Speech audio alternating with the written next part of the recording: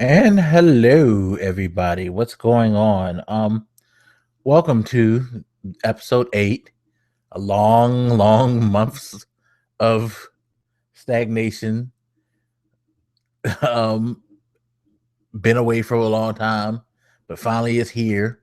Episode 8 of the WiseGuy Digest. So much has gone on. We've done actually a few his point her view podcasts in between this time that I have not done this. I believe the last time I did this was the end of July, beginning of August, which is utterly insane and wrong. And I apologize to each and every one of you who may have been um, interested in this show and liked the format. But we're back. This episode I'm doing, this is my way of signifying that Wise Guy Gaming, Sports and Entertainment is coming back in a big way. We're no longer going to bullshit and let personal stuff. I've let so much of my personal life, personal drama, just take me out of the mood to do the thing that I love the most, which is interacting with you guys, sharing my opinions, hearing your opinions. Um, and it's affected this whole channel, the channel as a whole, with all the podcasts. So we need to fix that. And this is the first step in fixing it by doing this episode.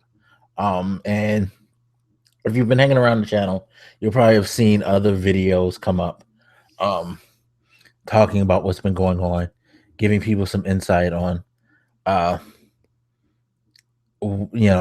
just everything as far as a podcast, the channel, and what's to come, what we're looking to do, and how we're going to go about things. So definitely check those out. I'm not going to go into it with too many details here. So this is kind of a catch-up episode. We're not going to be long. I just wanted to touch bases with you guys and speak on some of the things that have happened since the last time that I've done an episode. So biggest thing that was changed is that we have a new president, everybody. Um, 2017, January 20th, marks the first day in office for the newly president elect, Donald Trump.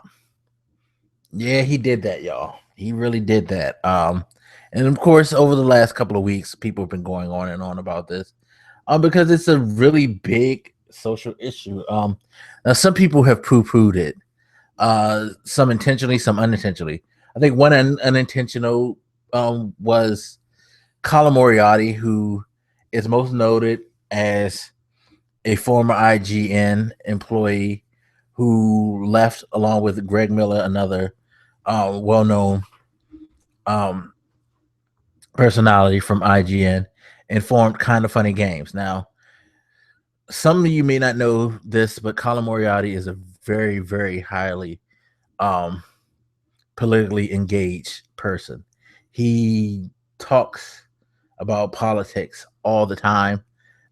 He's a staunch conservative, uh, and he has no problem speaking his views. Well, he wrote this really long letter where he basically bashed liberal. Well, I won't say bash, but it came kind of off as bashing, more of as chiding and kind of I guess poking a finger at liberals for losing, saying how basically, if I can remember to put the link in the description, I will.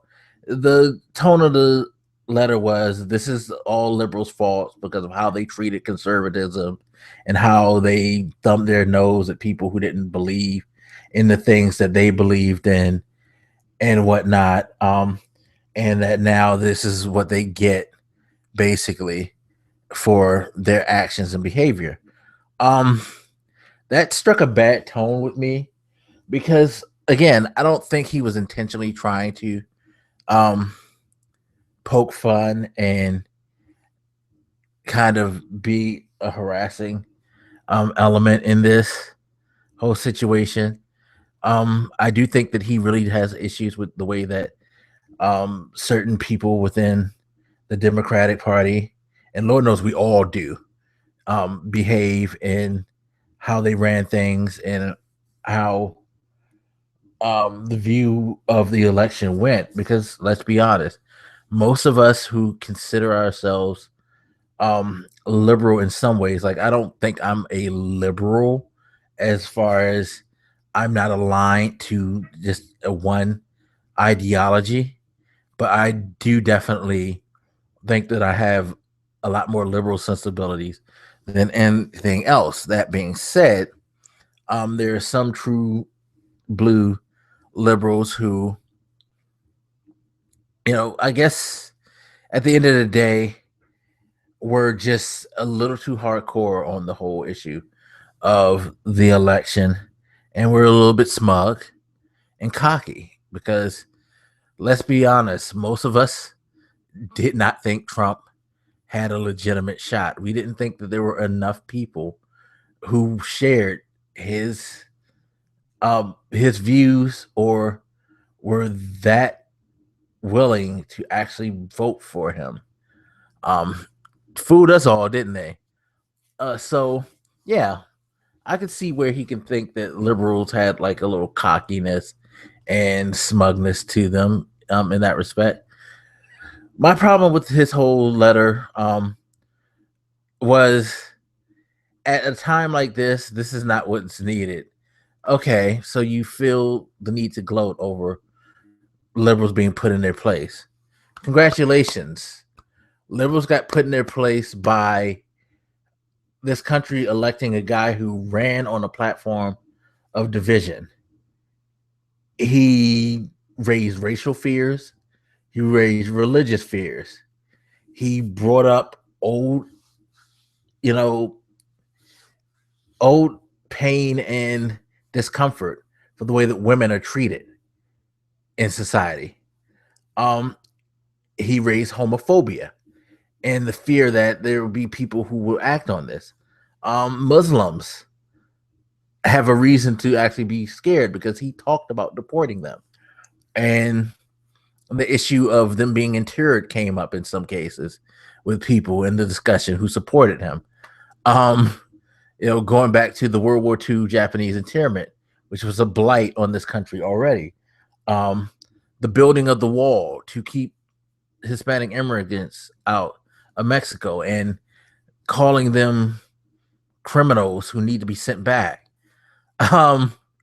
Things like that. It's like all this like negative stuff that he said that made one half fearful and the other half hopeful of restoring ugly periods of American history. Oddly enough, in a delusional sense that this is what makes America great and this is what America needs to be. I can't. If this were the other way around, and say Hillary was that Trump type person, and Trump was the more sensible as a Republican, and he lost to Hillary as okay, so say that I'm a supporter of the Democrats normally, like he is. He's a supporter of Republicans normally, but he doesn't like a lot of the things that's going on in the Republican Party at the moment. So say roles were reversed. I don't know if I would want to be happy and be like, good for you. That's what you guys get. Knowing what's coming down the line for people as a whole. That's my whole problem. It's like for people as a whole, this may not be a good thing. The stuff that's been going on, you've had the like racially charged incidents, you've had people spray painting like Adam Yass's Memorial Park with swastikas. You had the girl at Baylor University being pushed off and I'll try to remember to put some of these links to these stories in the description. The girl being pushed off the sidewalk while walking at school in Baylor, told no niggers allowed.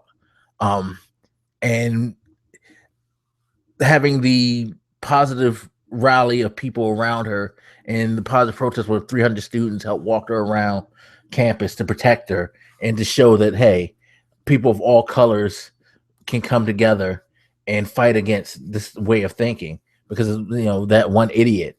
Um, you know, while something positive came out of that, still the fact that it had something like that has to happen now, it hurts me. I hate to see stuff like that happen. I hate to hear about the little kid who um told his black friend that they couldn't be friends anymore because now that Trump's in office, he's probably going to be kicked. The black kid's going to be kicked out of the school. Um, to have the little kids in the school harassing the Hispanic kids, screaming, "Build that wall." The teacher calling the students a bunch of niggas. Um, she may have been upset because they were acting up, but she didn't have to go there. Um, it's just all that stuff. It's just a bunch of stuff that's been happening, that's been coming out and being put to the forefront, and it's not the. We don't need that. We don't need a reverse of what's happened in this country. There have been some very progressive things that have happened. Sure, this country is not perfect by no means. Racism, bigotry, like Colin said, racism, bigotry, sexism already exists and always exists. But this guy used those platitudes to get himself in office. He raised the bar. He made the social issue that much more vibrant, and he sparked a flame in people who want to see immigrants kicked out, who hate Muslims and blame them for everything because of what ISIS have done. The whole get the black people out of the office and make America white again thing built back up. Like all that stuff. He made it cool to be openly racist, to be openly homophobic. Mind you, everybody always has the right to do and say, what they want for the most part, within reason, I say. But, everybody screams freedom of speech. Yeah, freedom of speech does come with a price, people. Just know that. Anyway, but at the same time, I don't want to live in a world where I'm not going to feel comfortable that if someone sees my Muslim friend, that they're going to try to start something and we're going to have to either fight or get into an argument or something like that. There's already been enough racial tension with the police thing and all that.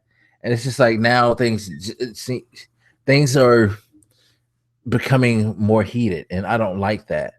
And part of it is because of his platform. And whether you think he's truly a racist or not, whether you think he was gaming people or not, point of the matter is he put that out there. It's in the air. It's been latched on by people who are willing to push it further than just words, and it's not good. And you have to worry about what the rest of the world is thinking. How are they going to feel about addressing a guy who said things like that? I mean, majority of the world is Muslim. There's a lot of Muslim leaders that he's going to have to deal with. The Middle East is a very, very important area of the world where diplomacy is going to be needed. And coming off the things that he said about Muslims, got to figure it'd be hard for his, foreign policies to go through. It's going to be interesting 4 years. God help us. But yeah, so yeah, that. But I'm hopeful. I'm hoping that in the end, things right itself. He matures. Maybe he gets the right people around him, and they help put us in a position where we don't have to worry about about this country going back 50 years. That's my biggest fear, and I hopefully um, the positive stuff that happened at Baylor becomes the norm when someone tries to bring the negativity, and that's the silver lining, is that for all the stuff that could potentially happen, there may be an even stronger show of unity in this country. Um, We've also had Mike Pence go to the Hamilton show, by the way, and Trump get upset. See, this is what bothers me about him, is that Mike Pence went to the Hamilton show, and one of the cast members gave him a message saying that he hopes that the show inspires him and the president elect to um, stand up and work in behalf of all people of all backgrounds, because the show has a very diverse cast, gays, lesbians, blacks, Hispanics, all playing different roles all together. Um, they want to show that they support that type of unity. Trump, of course, saw that as a sign of harassment, and this is going to be one of the biggest problems with his presidency. Is Twitter. He needs not to be a Twitter person. It's not cool. It is at least it's not cool if you're not going to be professional about it. And his professionalism is going to be one of his problems. He's going to have to, again, mature and learn when and when not to engage in things like that. Don't get into Twitter wars with people, for God's sake. Do not need a president who's willing to get into Twitter wars. It's crazy. I mean, it's a weird time. We've had a president who just settled a lawsuit for fraud. He still has another trial coming up. I'm assuming he's going to settle that too before his inauguration, because I don't think we've ever had a president testify on trial as a defendant while being elected as president of the United States. We've had presidents impeached, but that's a different thing. This is like, civil court case. He was literally a week from the day I'm recording this, just about going to be sitting in the courtroom, possibly getting up on a stand, explaining to people why he defrauded a bunch of students. That's insane to think, people. And we still got the child case where he's been accused of having sex with a minor against their will. So, yeah. Oh, and then we got a porn star for first lady. So, I guess America has evolved into what it's been slowly turning into, which is this weird social media reality TV show idiocracy. Good on us, I guess. Heaven help us. So you had that go on, which is the biggest things. On some lighter things, gaming. Gaming has been pretty damn cool, at least from my perspective. So gaming. I know a lot of people think this generation has been a drag and what have you, but we've had some pretty solid games, and this year has been a pretty solid year from my perspective. With Uncharted, Overwatch, Mafia 3, which I am enjoying, which gives great social commentary. I think something I've always been looking for in some games, especially big budget games. Battlefield 1, which I'm enjoying the hell out of right now. Titanfall 2, which is so damn good, people. Titanfall 2, seriously, get on it. Please get on it. I don't. It's funny because I know a lot of people were like, they just pretty much put it out to die when they wedged it in between Battlefield 1 and Call of Duty Infinite Warfare. Me personally, I think it can still end up being that game. I think EA was trying, what they were trying to do was they were trying to have that X Factor thing, because Battlefield still is more of the hardcore shooter for people who want a little like more realistic, um, more realistic on point type of shooter. Whereas Call of Duty's always been the Twitch arcadey, like, you get all your 357 uh streaks and all these different counterbalances and perks and stuff like that. Where Battlefield, they don't really have a as robust perk system, if any, in most cases. Your guns behave in a very realistic manner. The settings are very realistic. The pace is a little slower because of that. Matches last longer. Vehicles come into play in different modes. Things like that. Call of Duty didn't have. The most a vehicle came in play is you got a chopper gun, or you got to sit in the AC-130 and bomb the hell out of people. Things like that. You know what I mean? So Titanfall, I think, is EA's answer to, hey, if you're not really trying to be quote unquote serious with your shooter, we have this fast pace, gives you that Twitch feel. But I think one of the things that makes Titanfall more appealing to me is that they don't try to hit you with a bunch of perks, a huge system. They just will give you that quick, fast paced shooting action, along with the robots, and it just feels good. Shooting's good, running feels fluid, all that wall running, going from Titan to pilot, pilot to Titan, that transitions well. I really love what they did, and I think that's what they're trying to do. They're trying to give you that a more stripped down Call of Duty experience, because let's be honest, for a lot of people out there, Call of Duty has just gotten to be too much. They've thrown too much in it.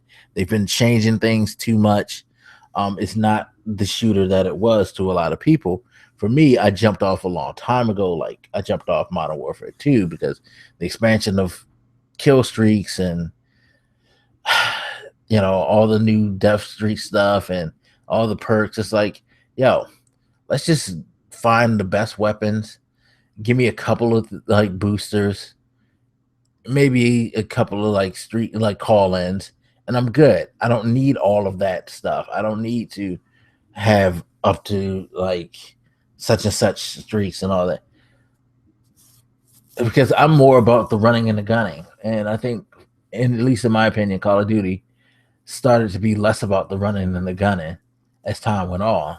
And Titanfall fulfills that itch that the first Modern Warfare, in my opinion, probably did for me. So yeah, definitely on that. But yeah, you had a really good number of games, and you still got a couple coming out.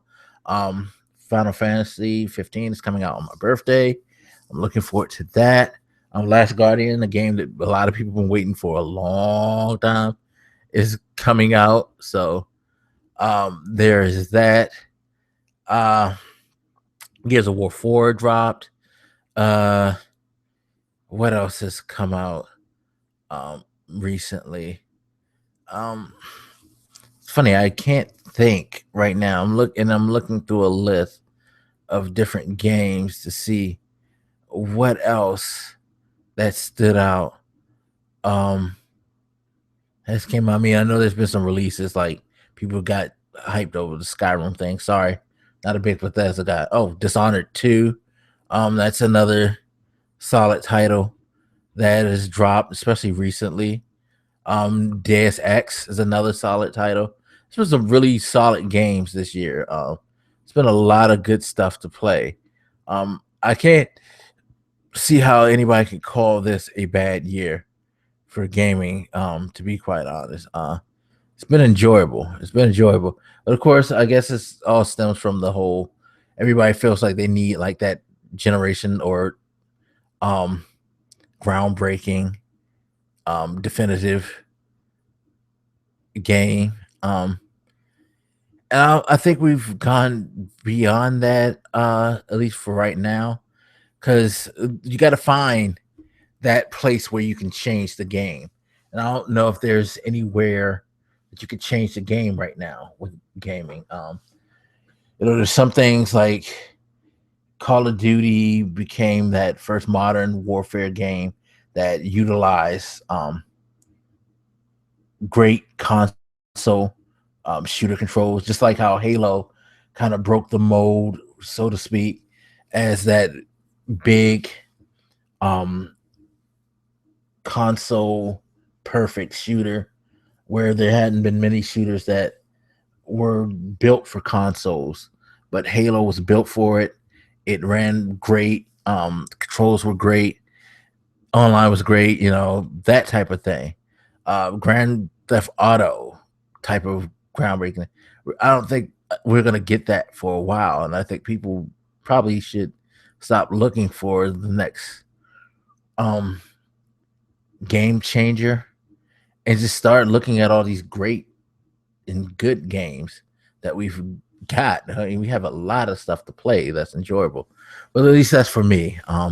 I've enjoyed myself. Hopefully, you guys have enjoyed yourself, and let me know what games that you've enjoyed this year, or what games that you're still looking for that's coming, um, or what games you haven't had a chance to touch that you think you would enjoy. There's still a lot out there, and there's still a lot coming. 2017 shaping up to be a really good year too, with stuff like Horizon Zero Dawn.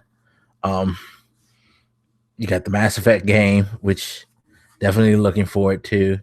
Yeah, getting we're getting some solid stuff. It looks like coming in the future, and we've had solid stuff so far. So, um, good on you, gaming industry. Keep putting out solid titles. New hardware, of course. Since the last time I did this, we had the Xbox S. Now we have the PlayStation Pro. We have the PlayStation VR, which completes the trilogy of VR headset releases this year. Um, so there's lots of variety, lots of different things you can game on, lots of games that you can play, lots of ways to play, interact with games. Gaming is in a pretty good state. I think the state of gaming is pretty damn dope right now for me. Sports, of course. Uh, Football is going okay. My football team is the Washington Redskins. Please, you don't have to tell me about the name. I probably agree with you, so don't come at me. But as far as the team itself and the play, they're giving me a heart attack as usual. Still not sold on Kirk Cousins. Sorry. I know a lot of people love that man and think he's the truth, but I am not a huge Kirk Cousins fan. I probably never will be. It's a little they can do to sell me on him right now. I just think he's a pretty decent quarterback, but he's not like the future franchise quarterback, in my opinion. At least he's not worth the money that he's looking to get paid. And he's looking to get paid a ridiculous amount of money. So it'll be interesting to see what we do in the offseason with him. Still hate Jay Gruden. Um, we're playing like heart attack games after heart attack game where we jump out, we let the team come back, and they take a lead, and we got to rush back and try to get back. And it's always close at the end. Last second plays come into play. It's a mess. It's a mess. But NFL overall has been pretty cool. Dallas Cowboys is surprising the world with the youth taking over Dak Prescott and Ezekiel Elliott. There's been a dynamic combination. That offensive line has been brutal on defenses, and their defenses played better than most people expected. Patriots are still doing what the Patriots do. Steelers are looking weird. One game they look great, the next they just look like horrible. The Packers are an enigma. They just don't seem to be able to get their shit together. We've seen other good teams like last year. The Panthers were the cream of the crop. I know Josh Norman going to the Redskins didn't affect them that much. If that's so, then goddamn, guess he is worth his $50 million guaranteed. But they fell apart. Pretty interesting, wild season to say the least. Just wild season to say the least. But still enjoying football. College basketball started. My Duke Blue Devils. They look good even with all the injuries. They took a misstep against Kansas with the last second shot, but fuck. I mean, shit. We're missing 4 star players. And we had another player get hurt in that game, Grayson Allen. We got depth issues right now, but we're still winning. And we're still playing solid basketball. So look out for the rest of the NCAA when we get fully healthy. So we're going to be a problem. We're definitely going to be a problem. Kentucky, you might not be waltzing your way to a Final Four this year, especially if we run into us. I can't wait till we play. I do believe we play Kentucky this year, which is going to be awesome during the regular season.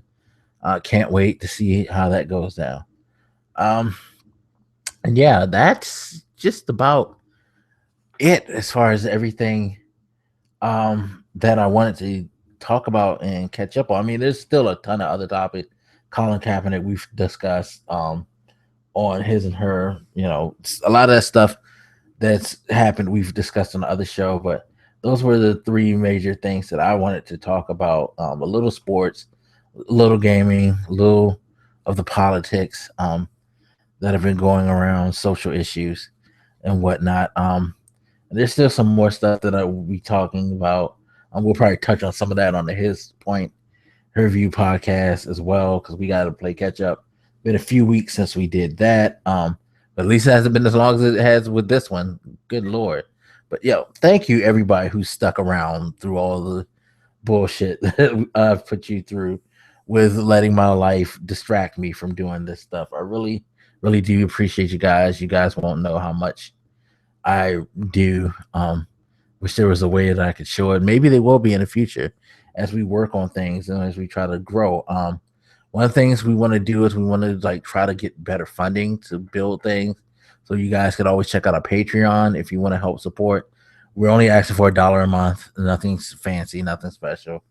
If we can get 30 to 50 people to give $1 a month, that's $50 a month that can go to building on a lot of stuff, actually, like websites and some graphic design stuff. So, just that little bit can help a lot. Trust me. But yeah, also we're still looking for suggestions. Any artists that you know of that you think would be a good interview for the Wise Guy Cast podcast, let us know. You could always contact me at Black Magus. That's BLAKMAGUS on Twitter. You could also contact Wise Guy Gaming, Sports, and Entertainment at wiseguygse at gmail.com or at wiseguygse on Twitter itself. So keep those in mind. And also, if you want to just listen to the audio version of this podcast, you can catch it on Stitcher, iTunes, SoundCloud, Google Play Music. They're going to be posted on all of those once the video goes up. So keep an eye out for that if you prefer to listen to your podcast on the go. But we are back. Thank you again, everybody who helped support. We're going to stay consistent. Holidays coming up. Happy Thanksgiving to everybody who celebrates. Enjoy your turkey. Hopefully my team won't lose to their rivals, the Cowboys, and make my Thanksgiving a horrible holiday. But we will be back with you with another episode next week. If anything, you'll see the show become more regular, even if the others have issues. Because this is just me. And if I can't stay on top of my show that I host alone, then I got issues. So please call me out on this, people. I encourage you to keep tabs on me and make sure that I stay dedicated to you guys and to this channel. Okay. All right. I'm out of here. See you guys next time. Have a good afternoon. Have a good morning. Have a good day. Have a good evening, wherever you are. Enjoy. Peace.